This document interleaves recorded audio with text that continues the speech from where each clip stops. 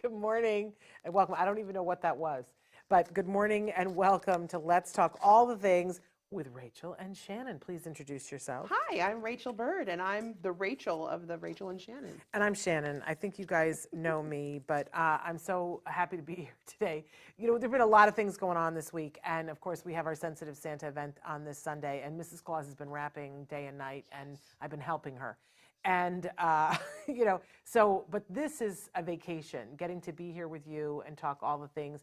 And you had this brilliant idea. Tell them what we're going to be doing We're while going we to talk. decorate gingerbread houses. Last time we were together, we made Shannon, you made a turkey out of vegetables, a veg turkey. Yes. And I made a snowman out of gluten-free, dairy-free cheeses and kind of charcuterie, holiday charcuteries. So we decided it would be fun to just kind of do a little bit of a gingerbread hour where we can just talk story and talk about the holidays and how we celebrate and all that fun stuff while we do our gingerbread houses. And you can kind of see the way Shannon and I just sit and talk about all the things. All the things. And, I think it's also fun to see how it doesn't always have to be perfect. Like, I'm just going to tell you, spoiler alert, that Rachel's is going to look fantastic when she's done, and mine is going to look like a hot mess, and that's going to be okay. But I think sometimes we don't do these things with our kids because we're afraid of the mess. We're afraid of us being frustrated. We're afraid of us not knowing what to do. You had a hack out the gate so that you could do this with literally anyone of any ability. Well, I think first of all, everybody gets frustrated because you try to use the frosting, it tries to stand up, things like that. So really, how many people actually eat these gingerbread houses? These gingerbread has been cooked for 5 months. It's been sitting there.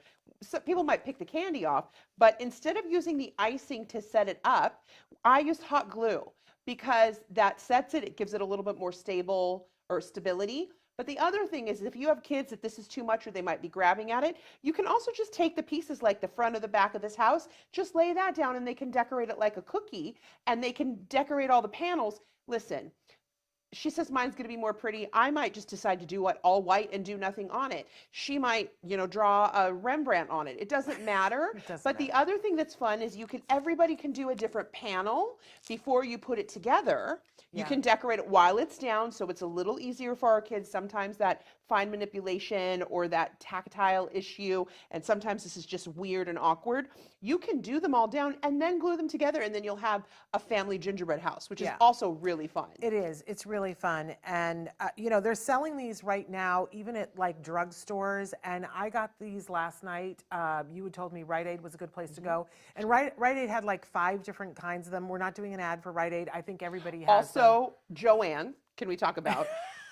Yes, we could talk about I drove Joanne. to go to Joann's last night, the fabric store, okay? Yes. I'm driving and does anybody know what do you know what the mandala effect is? No. So the mandala effect is things that we see and we think that we know. So in my head, it's Joann's. It's always been Joann's. I even see it, Joann's with a apostrophe S. I just know that in my head it's Joann's. It belongs to Joanne. No, I think it did at one point. Rachel. Well, it's been, I had Kobe Google it, and it's been since like 1993, he said, or 94. I don't know. It's just Joanne singular. Right, but like it's Joann's. And I was driving and I looked up at the sign. Oh, so the mandala effect is things that are in our heads. Like there are logos that we see, like say Jack in the Box. Like some people, or in and out. Some people think it's in and out.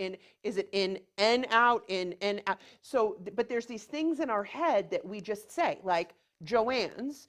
Right. We don't go to Targets, we go to Target. So why do I not go to Joanne? I go to Joann's because in my head, I don't go, Michael's is Michael's, it's not Michael.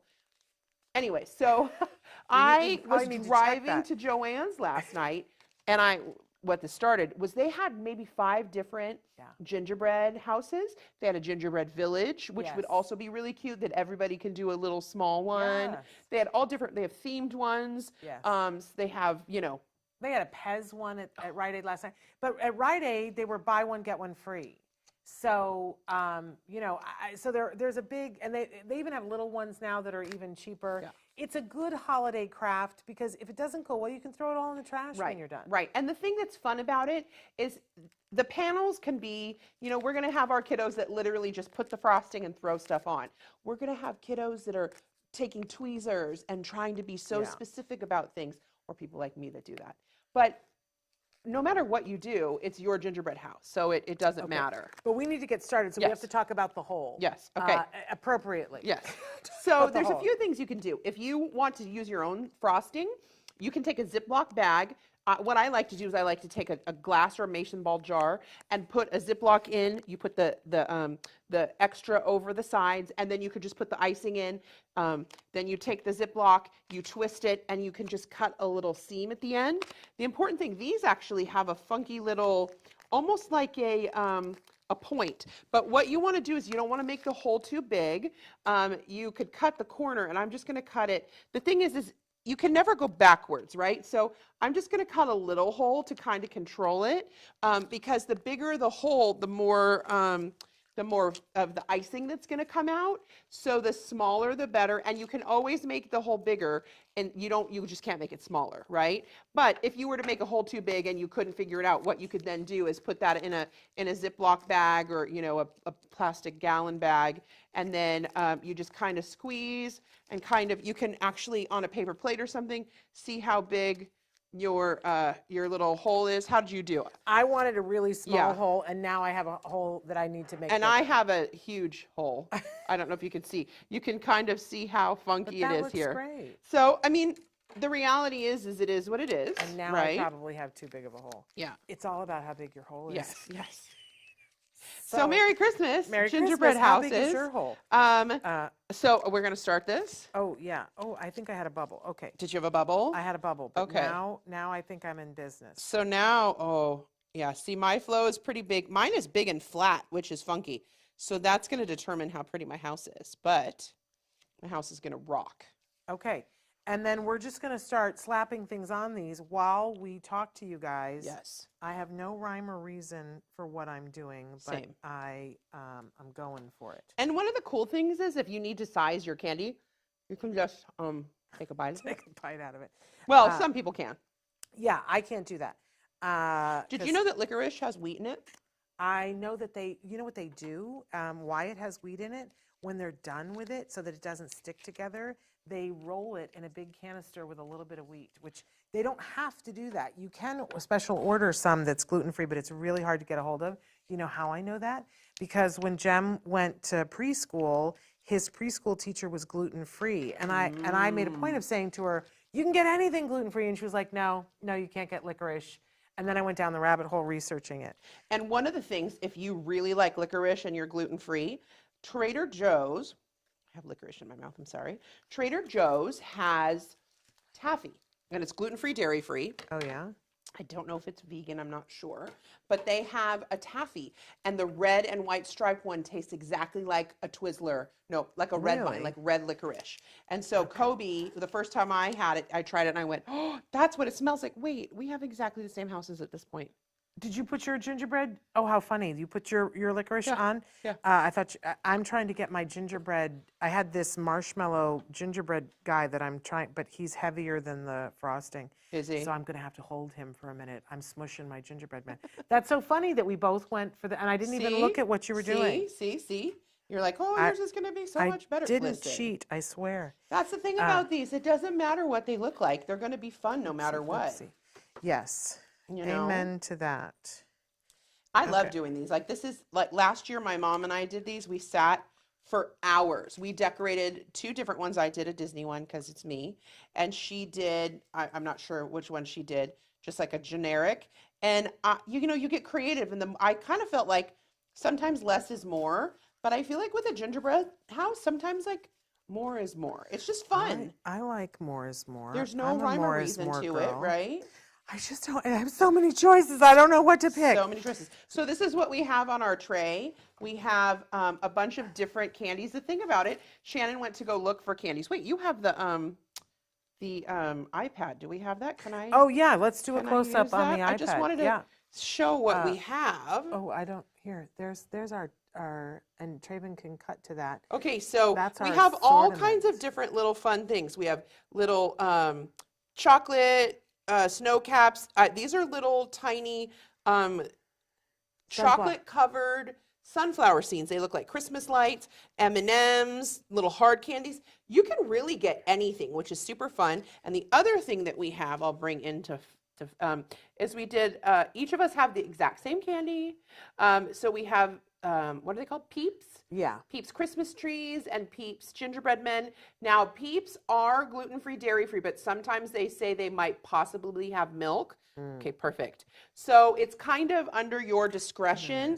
It's one of those, I think it's processed in the same place that that wheat and dairy, you know, where wheat and dairy might be. So it's kind of one of those, you have to make a personal decision if you want to use that or not. Oh my gosh, you're so cute. I love you. My gingerbread man has slid down the house already. Well, that's okay. So, all right, I'm going to put the iPad down Okay, for now. perfect. We're going to come back to that. But, you know, I don't eat sugar at this point in my life. Right. Not, you know, I mean, obviously I have fruit sugar and things like that.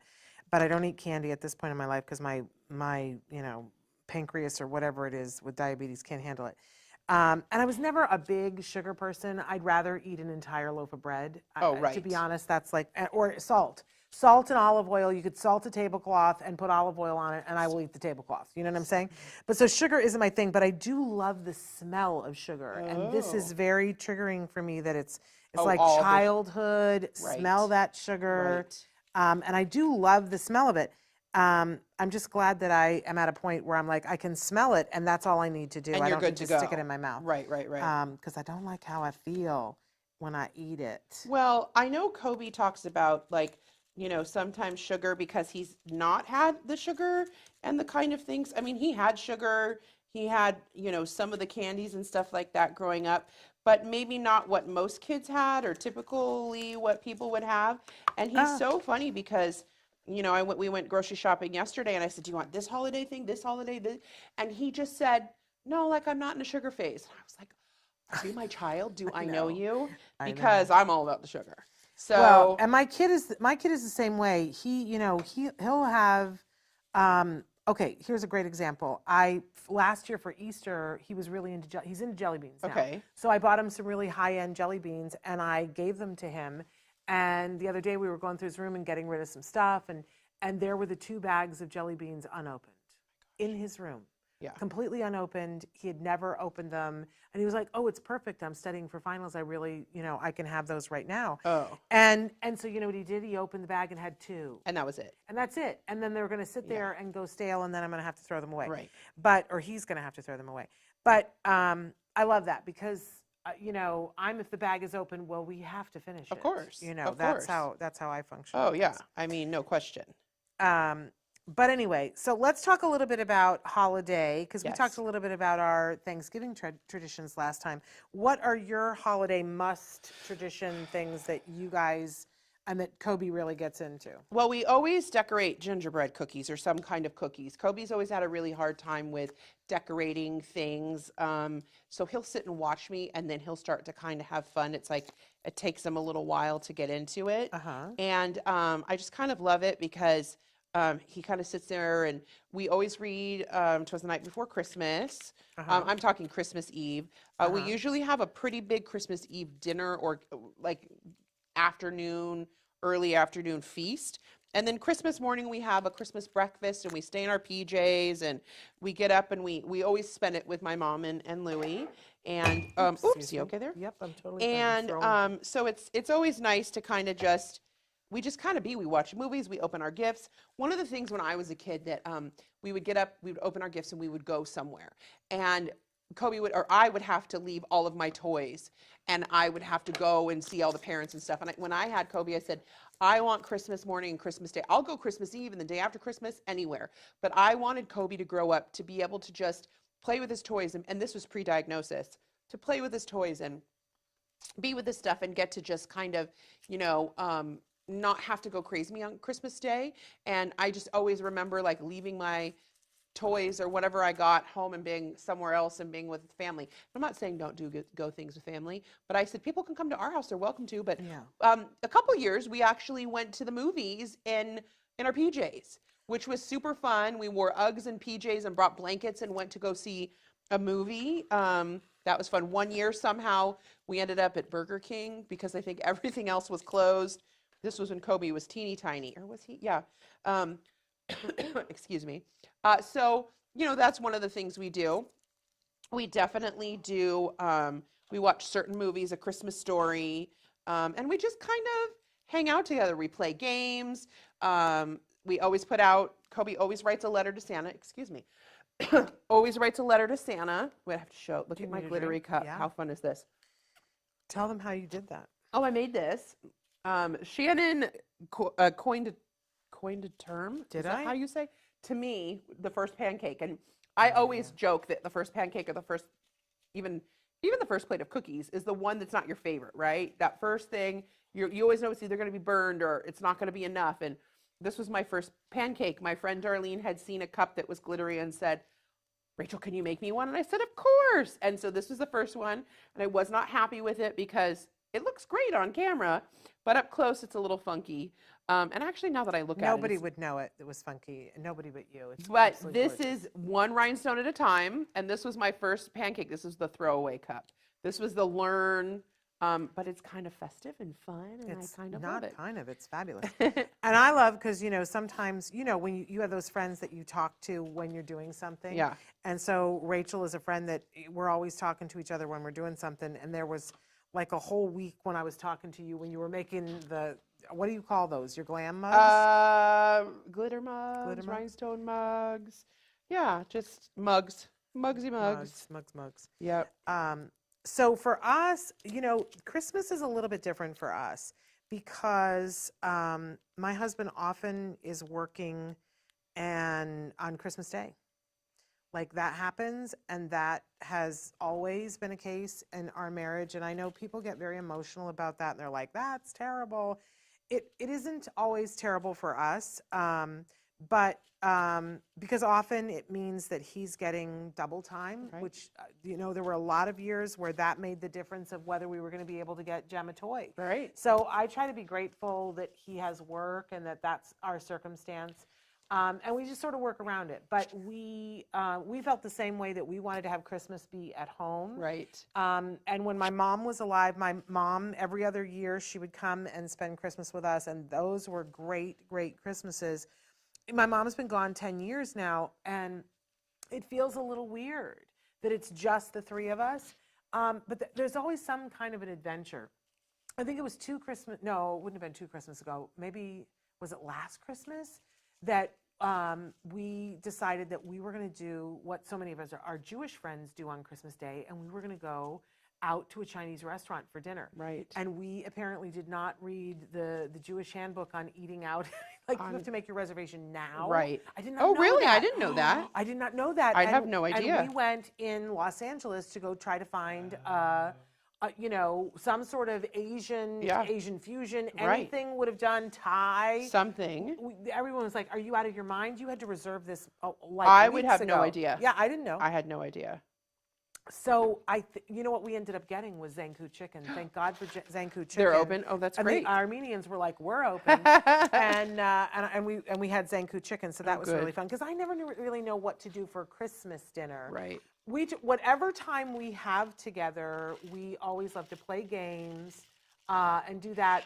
A lot of times we try to find something funky to do, like if there's somebody that we know, we have one friend that we like to torture by leaving stuff on her doorstep because it makes her crazy. Like what kind of stuff? Does she know it's you? Oh yeah, she totally okay. knows it's us. And it's like stuff like when we during the pandemic, I needed to garden, like Right. and our house isn't really set up for garden. Our whole backyard is just a deck. Uh-huh. There's not an inch of grass in our backyard, but in the front there's grass because we have the dogs and the dogs do their business in the front yard. But it's not, and we have a little cinder wall and then there's a little chain link gate. But it's not a big piece of land, but I decided that I was going to dig up right along the fence and put a garden in there. Right. And it's gorgeous. It's my favorite. Her garden, and she's got this squash arch, or what do you call it? The squash arch. It's my favorite thing. Squash. She always says it's not great, and I'm like, it's the Well, best thing it's coming ever. along. It's coming. But and so I had ordered these heirloom seeds to come, and they always give you a pack of free seeds. Right. And they gave me Russian kale. And so I planted the Russian kale, and it was like a kale farm, Yes. you guys. I've never seen so much kale in my life. And it was, I don't eat kale. Right. Kale's too hard on my stomach. I'm a vegetarian, I'm a vegan, I love vegetables. But no kale. Kale rips my stomach apart. That's so interesting. I just can't. Has that always been? I guess so. Now people tell me, you got to take the stems out, and I'm like, it still rips my stomach apart. Yeah. So I was trying to find people to pawn kale off. So I was bringing kale in bags up to her house and leaving them on the doorstep. And she would like crying and laughing and saying, "Stop! You can't with bring the kale. Stop with the kale. I have nothing to do with it. I can't." But we'll always bring like random okay stuff. I mean, kale's not the worst thing you could put on. It's not like we're bringing dog poo to put on her doorstep, but we always find some excuse to bring something to her doorstep. To her. Or if we know somebody that, is having a rough time or whatever, that will, ring and run and leave like some of my wonky mugs that I make on their Your doorstep. mugs aren't wonky. I'm obsessed with your mugs. Well, I've got new mugs this year. But I hope we get you're going to get mugs. Rung and you're going to get mugs. What did you call it? Ring and we called it You've Been Mugged last year, that we brought things like we brought to Traven's house, and we so we we used to call it Ding Dong Ditch, yes, and Ring and Run, and we put it on. So we try to find something to do that's fun and meaningful, because for Thanksgiving we do the Gobble Gobble Give, right? But and do you do anything like that at Christmas, or like do it's they always have random. those? Yeah. I don't know. I should look it up and see if they have. One year my mom and I did. My mom used to work for Meals on Wheels, and one year we delivered meals for Christmas. Love that. And that was really cool, because there were people that we were the only people that anybody was going to see on Christmas Day. Yeah. And I think it was a lunch and a dinner that we delivered. And to know that, I think the lunch was a cold lunch and the dinner was hot, but to know they were going to get a warm meal that day. And a lot of those people, unfortunately their families either forget about them, or, they're just there by themselves, or their spouse or whoever is no longer with us. And it was just really sweet to do. And you feel better when you do something like that. You feel like you've done something. You feel like and to see people be so happy about you coming and delivering them a meal was just meaningful, and it felt like we were doing something to help people, and I just kind of loved it. It was one of my favorite things. So I had a friend who used to do something that you can't do anymore, unfortunately, but she called it Operation Santa Claus. And what it was is she would go to the post office, the local post office, and say, "Hey, what do you do with your letters that you get that are to Santa?" Yes. And they would give them to her back then. They won't do it anymore now, because it's like a HIPAA violation or something like that. But she would get them, and she had a bunch of people like me and a bunch of other moms that you could adopt one of the letters. Aww. And they were all from your postal area, right? And you got to open the letter, and it had the person's address. This is why you can't do it anymore, right? And it would be a letter from the kid to Santa Claus. So you got to be Santa's helper. And so, you would go through, and some of them were just ones that it seemed like the kid was okay and the parents probably had it. But then you could tell there were some that were like the kid was asking for toothpaste. Yeah. Right? Or something like that. Yeah. And so you would adopt. Well, my mom came to visit me one Christmas. This is before Jen was born. This story. Have you heard this story? Have I told this before on the air? Yes, but I'm going to cry. So go ahead. Yes. Well, so we adopted some of the letters, and you go shopping and you get what the child wants. And this one little boy wanted a pair of Shaq sneakers, and there were a couple of other things that he wanted, and so we went. My mom adopted that kid. I just lost my plate. Frosting down. It went down the thing.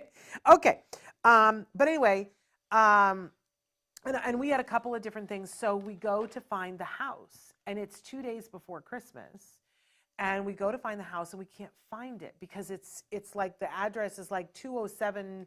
5.5. Yeah, right. Because a lot of times here in Los Angeles, people turn their back garage into a rental dwelling, and so the address is half, and we just couldn't find it. Well, what we found was it was one of those little itty bitty campers, like a camper for one person, and we went behind the house to find it, and there was a gentleman who was there who was cooking over a fire, and there was a little boy who was probably 6 years old, and it was my mother's thing, so she was going to take it. And normally, she'd never done this with you guys before, right? And this normally, was her what first. you do is, you put it all together in a bag with a bow, and it says "From Santa," and you leave it at their doorstep. But they're sitting outside their house, and so my mother really couldn't do that. And so she didn't know what to do, and my mother's not trained in improv or anything. But so she walked up and she was like, and she goes, you know, I don't remember what the kid's name was, but she was like, "Are you Joey?" And he looked at her and he like, you know, nodded, and she goes, "Well, we were coming around the corner," and she got all emotional, and she was like, "There was a big fat man all in red, and he was on the sled, and he went around a corner too fast, and he cut in front of me in my car, and this fell off of his sled, and I don't know what to do with it, but it has your name on it, so I think it's for you here." And then she took off, you know, hobbling down the street because my mom didn't move so fast, right? And so she got in the car, and I was like, "Good Lord, what happened?" You know, and she was like, "Drive away, drive away." You know, and then she was telling me, we both got so emotional about it, and I was like, "There was a fat man in a sled," and she goes, "Well, you know, it was, you know, it came off of Santa's sled," but oh my gosh, for years we just like would love, you know, to go over that story. Yeah. But that was a good time because, you know, and malls have things where you can go and adopt a kid. Right. And I love that we get to do the sensitive Santa thing, and I hope Yeah, that talk about that. When are you guys doing so that's that? Sunday, this Sunday, if you're in the Los Angeles area, and if you have special needs, anybody, it doesn't matter what the age is, please go and sign up. I think there's still a couple of tickets left, you guys. Go sign up now, and they're free tickets, but you have to have a ticket because we have to be prepared and know who's coming, right? And Santa's there. And so Santa. And it's a drive-through. Mrs. Claus is there. When your child register, like let's say that you have an 18-year-old who's on the spectrum.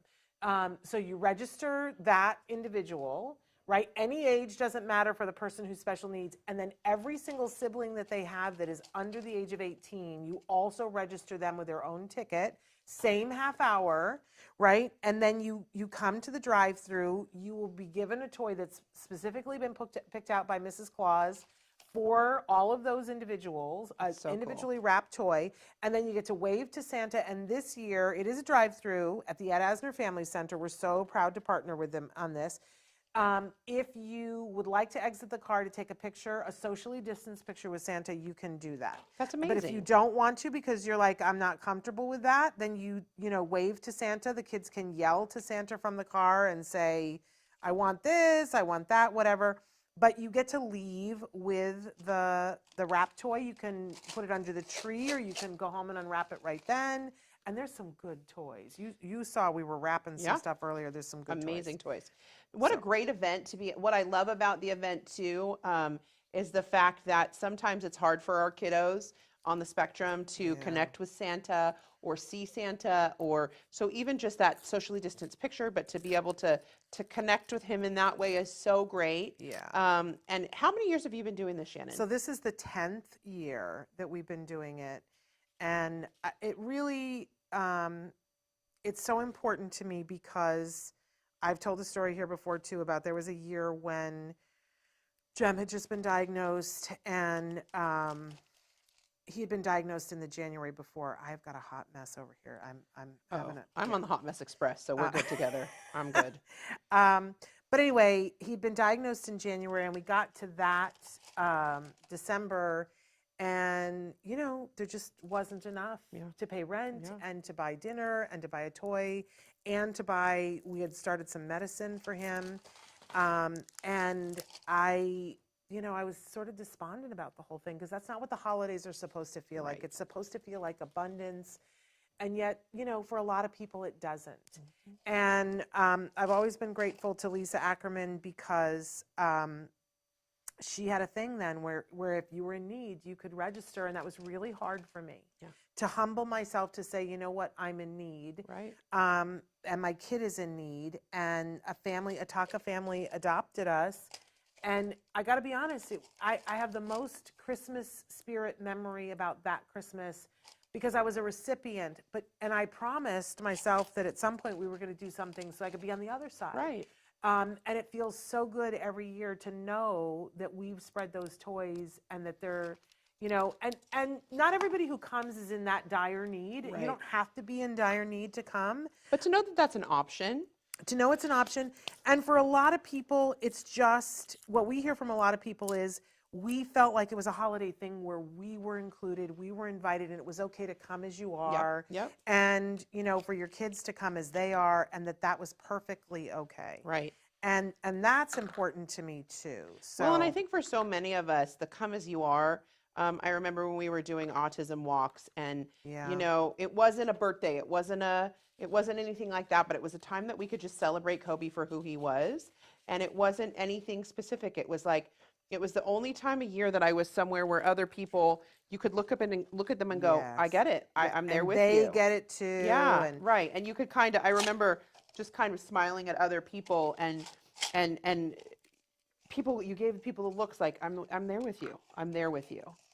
You know, and so something like Sensitive Santa is so good. Yeah, I love it. So we hope that you'll register, and registration is still open. You go to Eventbrite. Oh, you guys, this is a hot mess-orama. But I'm having a good time, so it doesn't really matter. You go to Eventbrite, put in Sensitive Santa Event 2022. And it's free, right? It's totally free. We're not even, you know, like asking for donations or anything. It's totally free. The toys are donated by the toy companies that send toys to us to see if we want to include them in the toy guide. And then some of the winners send us, look at how amazing her looks. What? Your thing looks so amazing. No. And but anyway, so I hope that you'll participate in that. But and I forgot to say that for Christmas Eve for my family, we do the open one gift on Christmas Eve. Do you do that? We don't. We don't really open things. I mean, it's hard for me to keep gifts because I'm so excited about it usually. But we don't. We wake up early on Christmas morning, and we put, like, my mom and Louie sit down on the ground, and Kobe and I, or they sit on little stools, and Kobe and I sit on this like seating pad in front of the Christmas tree, because the Christmas tree is kind of in the, what would you say, like the porte cochere, like right when you walk in the house, like where the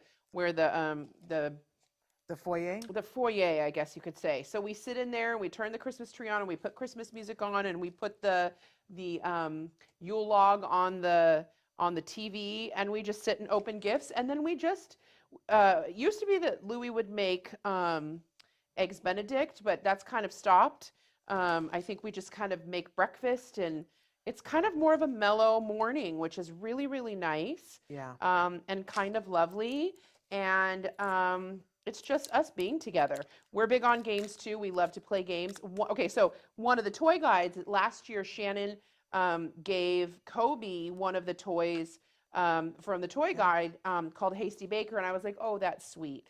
It's a game. Okay. Oh, you know, I was like, I love that when people go, oh, it's cute. No, it's it was. I was like, oh, that's sweet. That's so sweet of her. Oh, she's so nice. And I was like, I'll take it to my mom's. We're not going to play it, like, but I'll take it because we have a game room there, and we do like to play games. And then when I brought it, and I was like, hey, we have this Hasty Baker, and we went to play Hasty Baker, and now it's like we are Hasty Baker-aholics. Yes. That's Are all I have to say. you listening, Go Chuckle? Because that's the company. Is that Go Chuckle? Go Chuckle? Our family, Kobe Bird of Lock and Key, is upset. We have like secret trainings because we no. And I mean, let's go. So that is amazing. I will sponsor that right now in my brain because I love Hasty Baker. Well, and can I tell you, the Grandpichet family also loves it. We love it. It's like, I love when people go, oh, this game. There are a couple of games that we have fallen in love with over the years. Like, you know what? At some point, there's a game called Happy Salmon. What is that? Oh, that's Wait, are you a salmon? No. So they're cards. There's cards that are, there's like a salmon, and they're cards that tell you to do something. So it's best when you're 4 people sitting and playing. Okay. And you have to try to match with somebody across the table from you. So you put down a salmon, and if somebody puts down a salmon too, then you have to do this thing where you put your hand over here. You go like this, and that's the salmon thing. But then there's another. Are there different movements for different things? Different movements for different things. And there's one where you have to fist bump, and there's another one where you have to get up and change seats. What? And so it's all this thing. So and there's one version where you play, the first time you play it and it's verbal, right? And everybody's yelling across the table. They're like, salmon, salmon, and then you start slapping each other. And then once you've played it that way once, then you have to play the nonverbal. And the instructions Stop come with it this it. way. Then you play it nonverbal. So you're gesturing and you're running around and you're slapping, and it's hilarious. Okay, that sounds super fun. It's happy salmon. I'm a very happy little salmon swimming upstream when I play Was it. that something that you got, one of the toys you got from the toy guide? It was from the toy guide like about 3 years ago. But see, that's what I love about the toy guide, because I mean, I know that you work with the toy epic. companies and you work really hard on that. Yes. And I think it's just such an important thing. And when we put games in there, they're like fun games. We're not putting in Yeah. a game that's random and No, they're super fun. Like I said, Hasty Baker, I was like, that's fun. Now, literally, we'll be in the middle of dinner and someone at the table will go, Hasty Baker. Because that means as soon as we're done eating, we're not moving the table, or we're not leaving the table because we're playing Hasty Baker. And it's just so fun. It really, really is. We love it. We have a tradition now the last couple of years, because we've gotten into, always before with my mom, we would do puzzles. So we do that too. Yeah, and I know that about you. We keep threatening to Yeah. do a puzzle together. But then we got into the Revit 3D puzzles. Okay, so what is that? Tell me. So it's a puzzle, but you put together its walls and you Was put it like together. was that the Harry Potter ones? Yes, yes. And so was it 2 years ago we did, because my husband works at Universal Studios Hollywood, and at Ollivander's Wand Shop, and so we put together Ollivander's Wand Shop, and so we tend to put together a Revit 3D puzzle. This year in the toy guide, it's the Batmobile. Yes. And I don't want to say, but I have some Batmobiles that we're giving away at Sensitive Santa. Oh my gosh. We also have some other Revit puzzles, which you'll have to take a look at before you leave. 'Cause Fun. I love that. they're a really good time. What a good time. And it's a different, like it exercises a different part of your brain. Yeah, right. Like it took me a minute. I'm a really good puzzle person, but it took me a hot minute to be able to figure it out. And then when I did, it was like seeing the arrow in the FedEx truck. Okay, see, that's like a Mandela effect. The Yeah. arrow in the FedEx truck, and what's the other one? Baskin Robbins. Okay. Oh, the 31 The flavors? 31 in BR, Baskin Robbins. Like, was that always there? Did they call it that? Whoever came up with that, those advertising people, I'm like, you're brilliant. I love you. Yeah. Yeah, it took me forever. Jem had to show it the 31 to me. Oh, he did? Yes, and then I had to show him the FedEx arrow. It's interesting how different people's brains see right. things. How we see things differently. And the first time somebody explained the arrow and the FedEx thing, I went, no. And then when I saw it, I was like, shut up. Yeah. Shut the front door. Yeah. Okay, there's a serious amount of candy on yours that is not on mine. I can't walk, talk, and chew gum at the same time. I mean, my brain is going. Okay, so let's talk about believing in believers. Yes. Let's talk about that. Well, I'm a believer. I am a big time believer. And I think we need to respect that as a believer, that Christmas magic is different for every person, or holiday magic, or whatever you want to call it. And I think we need to realize that in our community, we might have believers who are older and who people might not understand. And even our friends that need less support, who are still believers, because I mean, I'm in my 40s and I'm a believer, but I think we need to respect and understand that there are believers of all ages, and how important it is to make sure that that journey doesn't get stopped because of other people's, thoughts. Yeah. And I think we need to support people believing in Christmas magic. Absolutely. Yeah. I think I have not always been good about that. And I think that's a lesson that I need to be thinking about, and not, I think a lot of times people just get it in their heads about, what something is or it isn't, or what it should be or isn't. And they forget that everything isn't one size fits all. Right. Everything isn't even one size fits most. Right. And that, it's something that needs to be respected and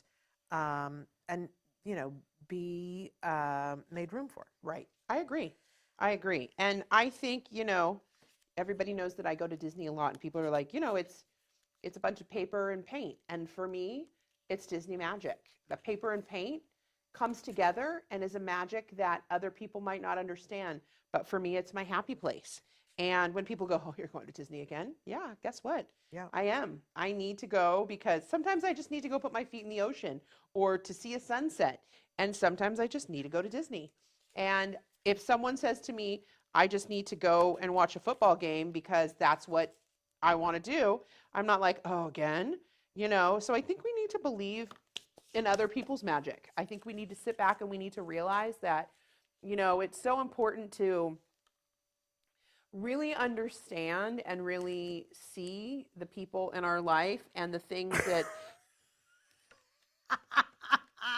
Half of the work that I did came off. I'm sorry. I didn't mean to interrupt no, you. no, you're Uh, brilliant. I love it. it's a I think hot mess. it's not a hot. It Mine's is. a hot mess. No, it is. Look, yours is like a brilliant Picasso. What are you It's talking not about? Mine's a Picasso miss. Hot mess. But I just think it's super important to if you've got people who love certain things or you know, I mean, I know we have our kids that obsess on things, but I mean, at one point Kobe was obsessed with the Titanic, and so a friend of ours who was a cake maker made him a sinking Titanic cake, and people were really upset about that. We have to find a time to go to that Titanic. Oh, yes, we do. And I said, you know what? That's what he loves, and he knew everything about it. And we even did it at the El Capitan Theater, and they even put Titanic decorations up for him. So it's finding things for our kids and for our friends. I mean, you listen to me talk about, obsess about things, and it's what's important to us, you know? Yeah. I think, you know, this goes right to, we've been talking all this week. A lot of our viewers have written in and said, what are your thoughts about, and they were asking Dr. Doreen about this the other day, and, you know, everybody kind of has heard my opinion on when people say, oh, you shouldn't get that toy for your child that your child is really into because it's not age appropriate anymore. And I loved what Dr. Grampiche had to say about it the other day on the show, because she said, you know, you forget the power of a reinforcer. And if something is reinforcing to somebody, don't mess up and make the holiday about being anything other than what you are. Yep. Like, get the other toys too and encourage them and sit down and play with them in a way that's age appropriate, but don't cut them off from the thing that they're really into. Well, like, that's not a plan. So I wasn't aware of that conversation, but Kobe and I yesterday drove by his old elementary school. And it just happened, we were driving by and we saw his kindergarten teacher walking to his car. And we didn't know he was the most amazing kindergarten teacher. Kobe was diagnosed in the midst of being, oh no, he was diagnosed before that. But he was newly diagnosed. It wasn't always perfect at the school, but that kindergarten teacher, his name was Mario Burrell, was the most amazing kindergarten teacher that you could ever imagine. And I was like, if we could even drive by and just wave at him. And so we ended up just driving by the school. And Kobe was like, oh my gosh, it's been so long. He goes, it looks so much smaller. You know how you go to a school and you realize because you were so little? Yeah. He's like, whoa. And when we drove around the back, there was the apparatus. And he called it the apparatus. And that's the slide with the, you know, where you walk up and there's a slide on it and there's all the little levels and stuff. And that was in the middle of the playground. And we had a conversation because what happened with the apparatus for him was when because he went to school there in kindergarten, they were in their own place, and there was 1st through 5th grade in the big playground. Well, after 2nd grade, they didn't let kids play on the apparatus. It's the whole playground is literally just concrete. There's a basketball court, concrete, and the apparatus. And all Kobe wanted to do, especially because he was on the spectrum, was sit on that apparatus, and he wasn't allowed to. And I got so upset about that because it was like, you know, you're too old. You're in 5th grade. You can't sit on the apparatus or you can't go down the slide. And Kobe was double the size of the kids anyway because he's just always been so huge. But it was so interesting to go by, and he still had those memories, 20 now. And he's like, remember when they wouldn't let me play on the apparatus? And we talk about that all the time. I mean, he didn't learn to swing on a swing until he was, I think, 12. And we tried the pumping, we tried all the different things and tried to teach him with his legs. And the first time he got on a swing, we went to the help group when he was, I think, 12 years old. And he did after school programs there for the Kids Like Me program. And I remember that he sat on a swing and he was like, Mom, they let me sit on a swing and they let me go down a slide. And I was like, I want to get on a swing and swing on a swing. So that age appropriateness was really, really interesting. And that's like a trauma to him. It's so much BS. I don't know how people, hey, you know, I was going to say, I don't know how people live with themselves when they make these random rules that, I was a teacher. I would have been like, let's make room for you to be on that apparatus. Right. You know what I mean? Right. Like, yeah, I just don't, I have a pin somewhere that my friend Therese gave me that says your silly beep rules don't apply to me. Yeah. Because I feel like that's true for everybody. Yeah. But I promised the other day that I was going to have you talk a little bit. We had a lot of parents that were asking yesterday about homeschooling. Yes. And I gave you guys as an example that, that became a very real thing for you. I feel like, I don't want to put words in your mouth, that it wasn't even a choice. It became a thing that you pretty much had to do. Is that true? Well, and I think there's a difference. There's a difference between what we did. There's homeschool, and then there's online learning school. So it is homeschool, but I'm not teaching Kobe. So what it was an online computer school. So I didn't do the teaching. Homeschool is where, and I don't quote me on this, but homeschool is where I would be the one that was doing the lessons with him and in charge of the lessons. With the program that we did with Kobe, it was online. And each class he only had 3 classes at a time, so he could focus on the math or the English or the history or the science. Instead of having six classes and 6 different things, he had 3 classes a week, and the actual computer classes were Monday, Wednesday, Friday. So he'd be in the class for an hour to 2 hours, depending on that, and then Tuesday, Thursday, he would be able to sit and do his work. So, and all the lessons, everything was on the computer. If he needed books, they would send the books. But it was really, really good for him because he was able to do it at his pace. And one of the things that I don't think people understand is bell systems at school, lockers. Like when he went from elementary school to middle school, he was only there for 6 months because unfortunately there was an incident where he was beat up in class because they didn't have a substitute for the adapted physical education class. And he was standing up for a little boy who was being beat up, a little boy with braces. Another kid was beating him up. And Kobe said, "Hey, don't do that." And the kid grabbed him and started kicking him. And I got a phone call and he never went back to that school. We tried with IEPs and tried getting him. I didn't know my rights then. And they said that he could go to a school that had, at the time, a higher functioning autism program. And because they had him in learning disabled classes because they had nowhere for him, because regular ed was too high for him. And the autism class that they had there was nonverbal, and Kobe was verbal. And he was in this between place, and where do I put him? And so they put him in a learning disabled class, which wasn't the right place for him, because what all the teacher could focus on, especially like his math teacher, could focus on was he needed to be able to write his math problems on line paper. And in his IEP, I had that he had, because he couldn't do fine manipulation.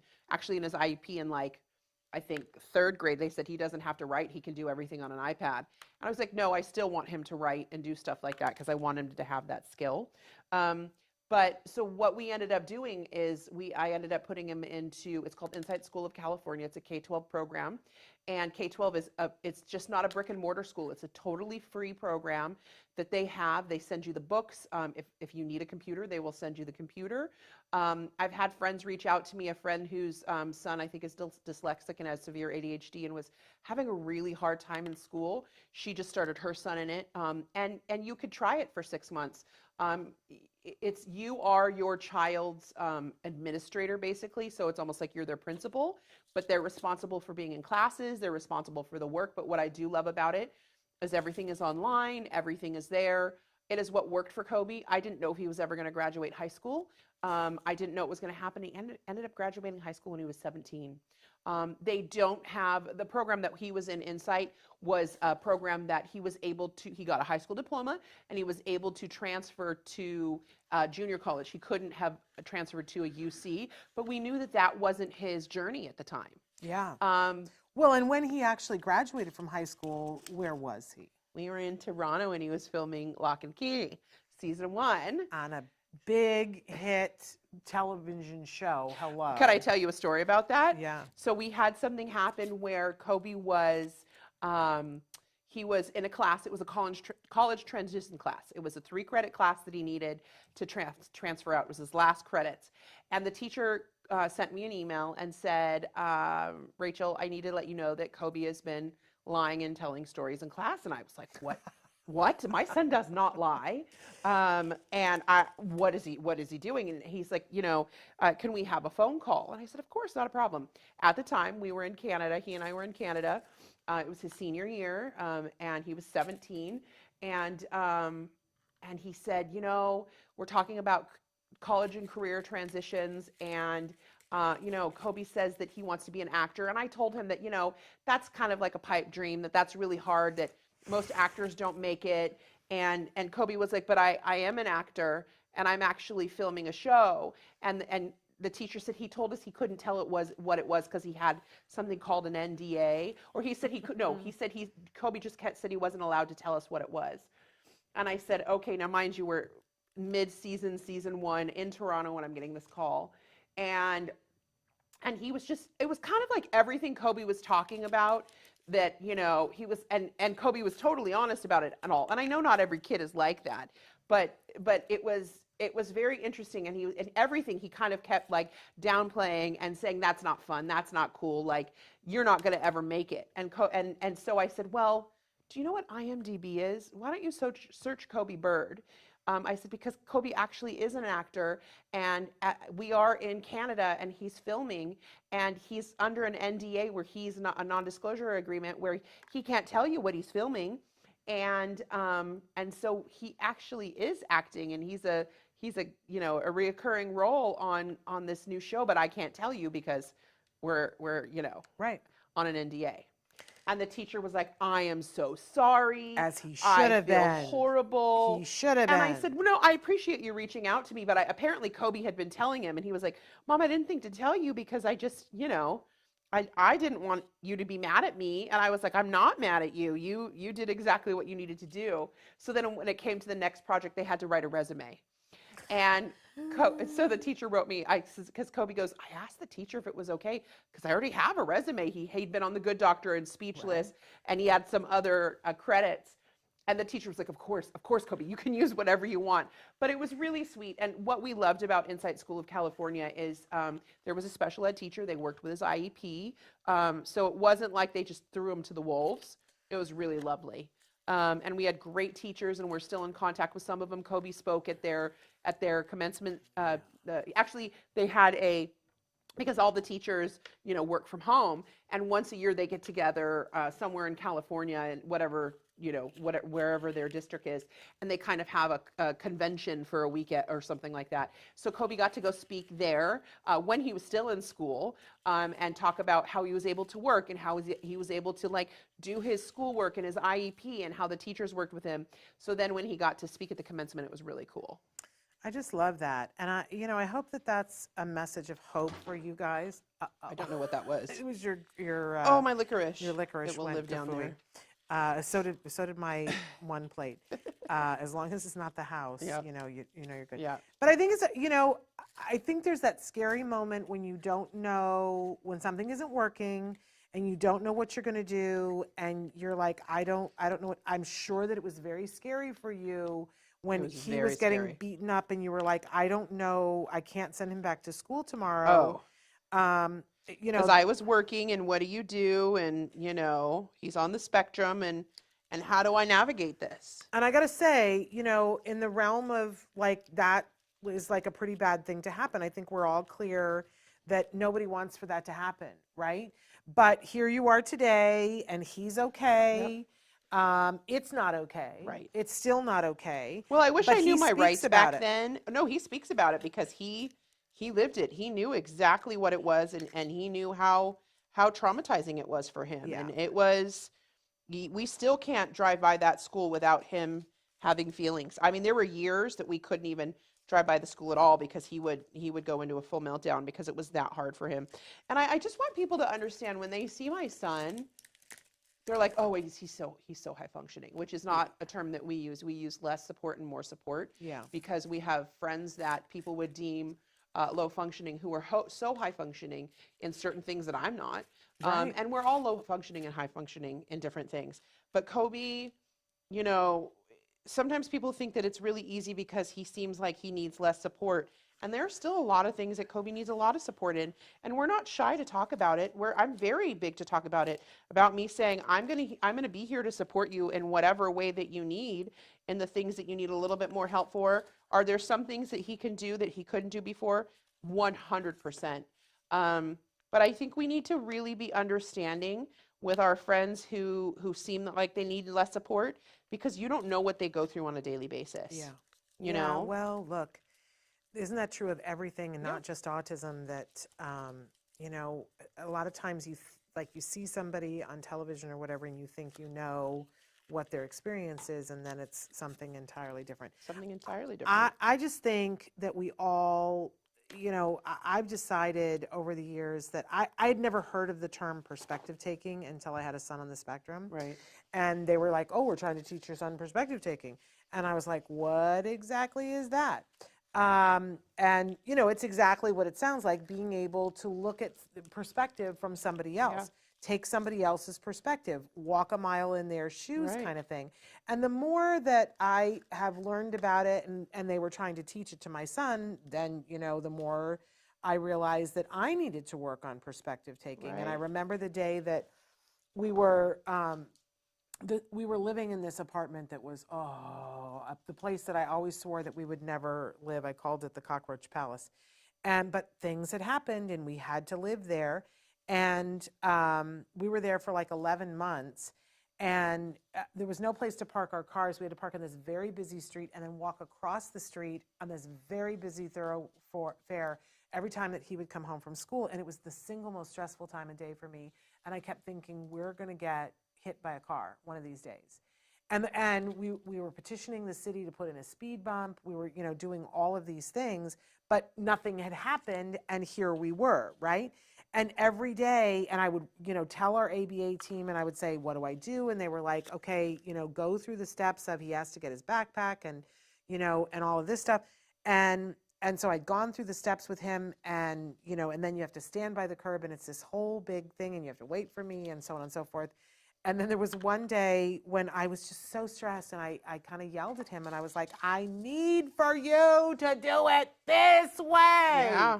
And only this way, and that's the only way to do it. And he looked at me and he said, Mom, do you have autism? And I went, what? And he goes, because you're saying that you need to have it this way and only that way. Yeah. And he was at a point at that point where he's like, you know, you're not being very flexible about Right. it. And I went, you know what?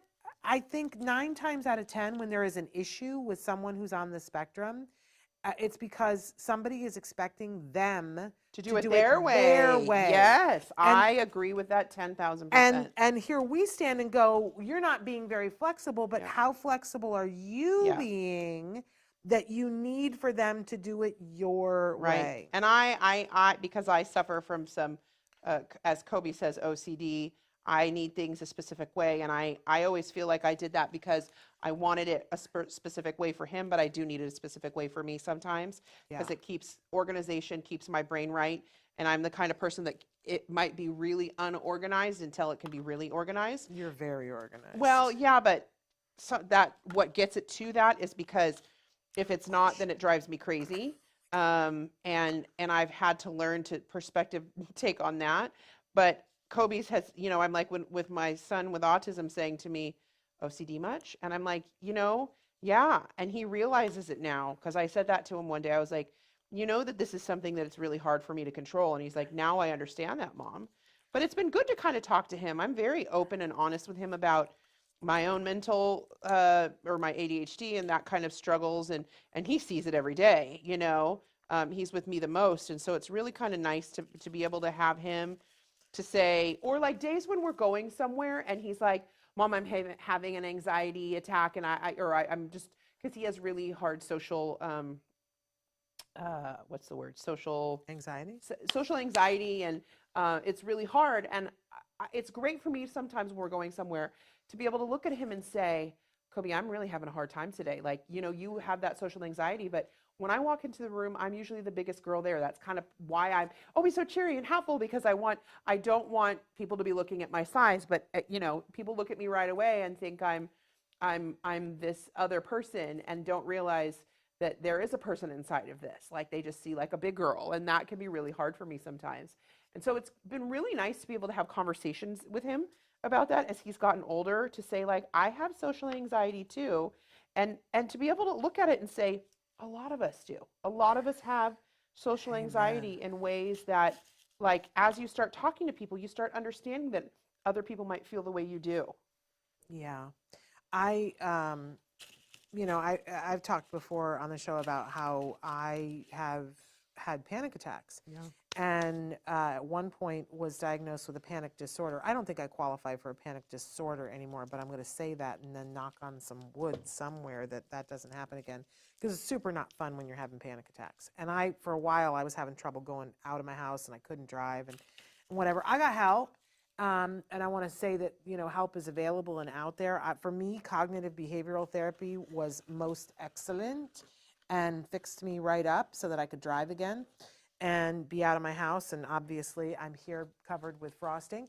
But it's funny, Jem, growing up with that, it does have a little bit of a cost. And there are times when it's funny because he notices it before I do, that there'll be times when I will go to leave the house and we'll be halfway out the driveway and I go, did I turn the stove off?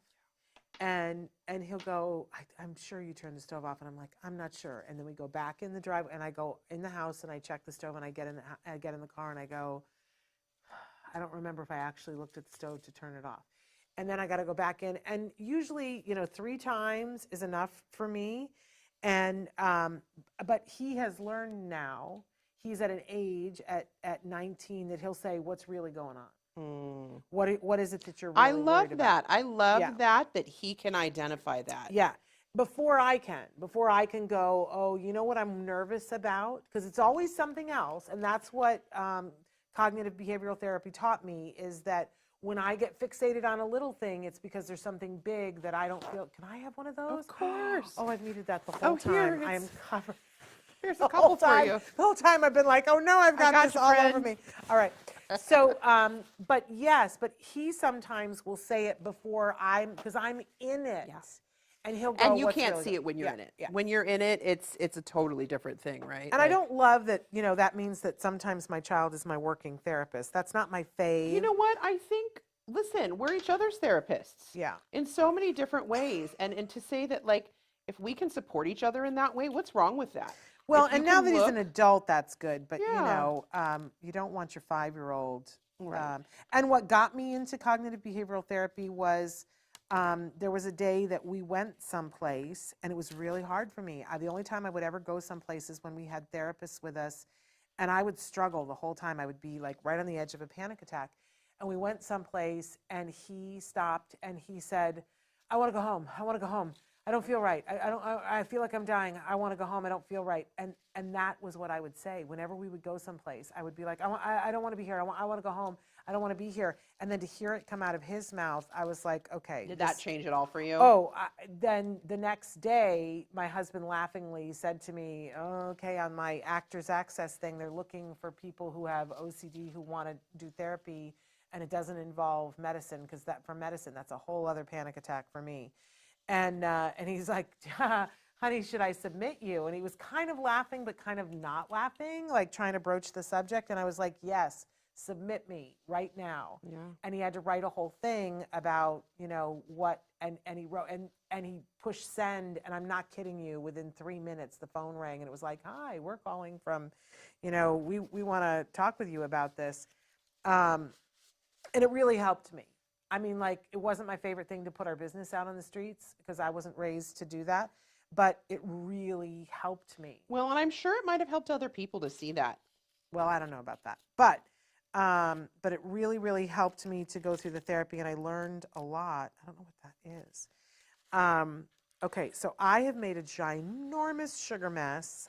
I'm going to find sugar in places on my body, and my pants are covered in sugar. And I think I am approaching done. But then I look at yours and I go, holy business, because you have found places to decorate that I did not decorate. What are you talking about? Yours look great. Well, I think I need to do something to my chimney. And I need to, my little gingerbread man. Okay, I found more to do. Do we want to do a little, how much time do we have left? We're over. We Are need to we? stop soon. Yes, we're Traven's just going to let us go. Thanks, Traven. Traven would like to go home sometime. Okay, should we show what we have so yes, far? Yes, but let me just put a couple of eyes on I'm my going to move the gingerbread candy man. out of the way so I can And see. Oh crap! We're gonna need to get the iPad out too. Oh, There's mine. I think I've wrecked my gingerbread man.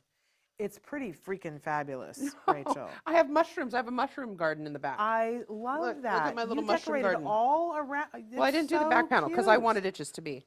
I love that. Okay, so let's get here and take a look at. Don't look at my mess behind for sensitive Santa, but okay. So that is your front. That's my front, my little Christmas tree. I love And then on top, it. I have a little gingerbread. He's just decided to. I love. Got my little him. bushes. He's fantastic. My Christmas lights on the thing, and then if I turn Okay. it around, Your roof there my is roof just bricks, insane. my Christmas That's lights, so fun. and then in the back, Your mushroom garden. I have a little mushroom garden.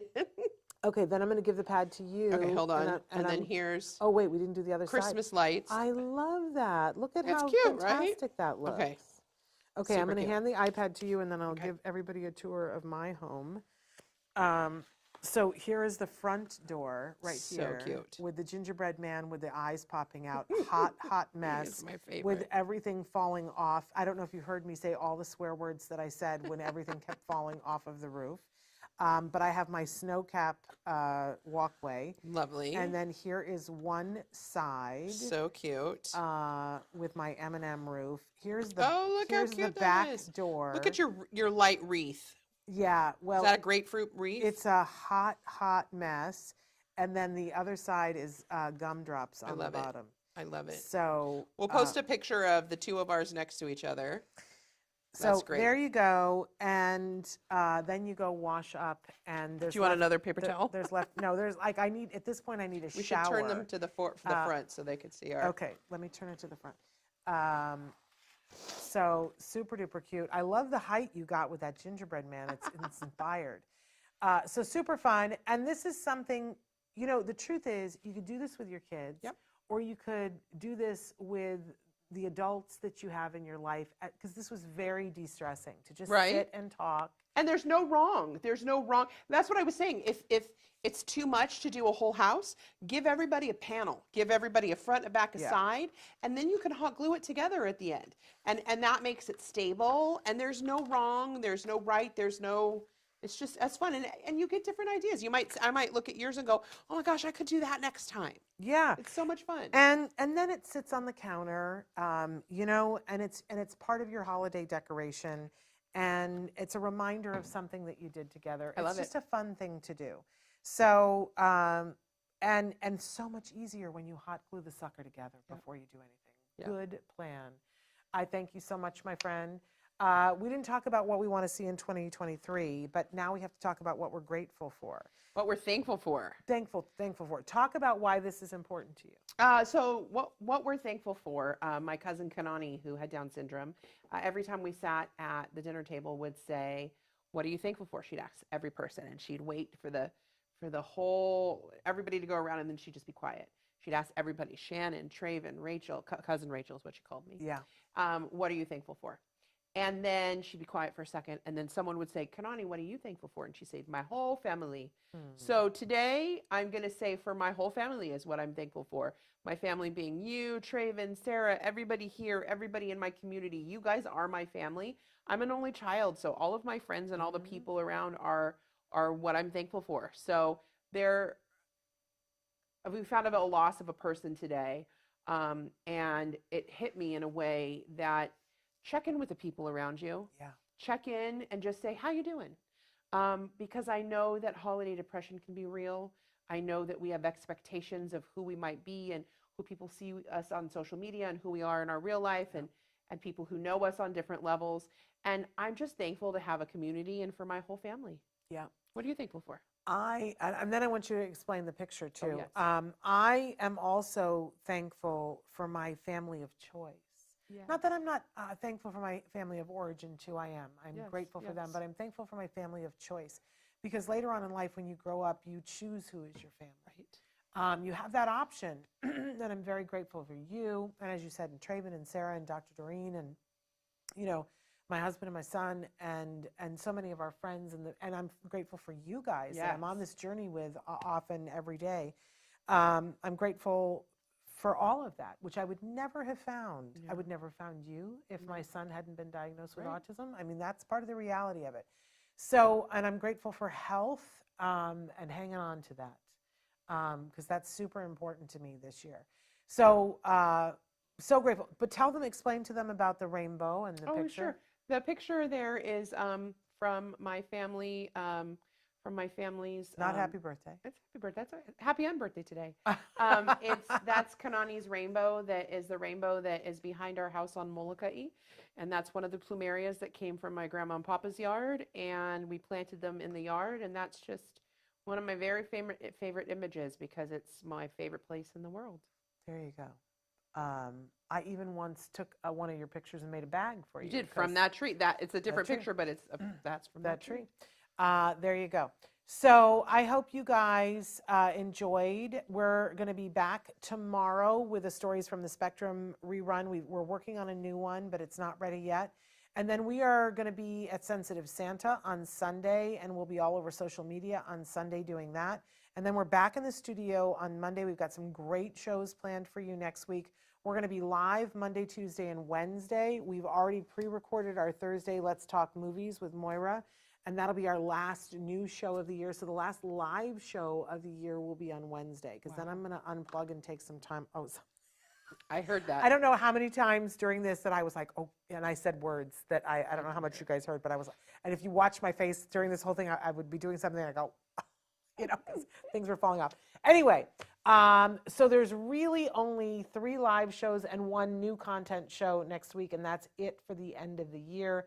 And then we will be back in the second week of January, and we've got a big announcement coming in January of something that's going to be going on for us that we want to get all of you involved in, and I'm super excited about it. It's good for me to get excited about things, and I'm super excited about this. So until then, we want to say, because we won't be live again with you until Hanukkah has begun. So happy Hanukkah, Merry Christmas, happy holidays. Happy Kwanzaa. And happy Kwanzaa, and we will see you guys on Monday. Until then, give your kiddos a hug from me and one for you too. Bye-bye for now. Bye.